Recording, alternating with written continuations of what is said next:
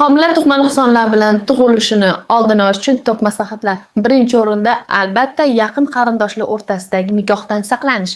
Ikkinchi o'rinda homiladorlikni rejalashtirayotganda homiladorlikdan 3 oy oldindan poliviksatani qabul qilish. Poliviksata homilada nevrologik nuqsonlar bo'lish ehtimolligini ancha kamaytirib beradi. Uchinchidan er-xotin birgalikda faqatgina ayol emas, eri ham kamida 3 oy davomida tayyorlanishi zarur. To'rtinchisi organizmdagi surunkali hamda virusli infeksiyalarni albatta aniqlash va ularga qarshi davolanish zarur. Beshinchidan organizmdagi surunkali kasalliklar, ayniqsa qandli diabet kasalligini qon miqdorini kamaytirib borish zarur bo'ladi yoki sizda agar nevrologik yoki tutqanoq kasalliklari bo'lsa, unga qarshi ichiladigan dorilarni homilaga ziyon yetkazmaydigan turiga almashtirishimiz zarur bo'ladi. Homiladorlikni rejalashtirayotganda kamida 3 oy yoki 6 oy oldindan homilaga teratogen ta'sir qiladigan dori vositalaridan to'xtatish zarur. Ayniqsa grippga qarshi dori retinolni homiladorlik rejalashtirayotganda kamida 6 oy oldindan to'xtatishingiz zarur bo'ladi.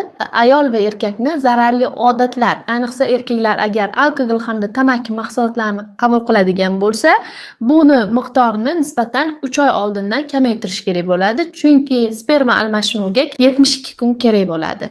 O'zingiz va tug'ilajak farzandingiz sog'lig'ini ehtiyot qiling.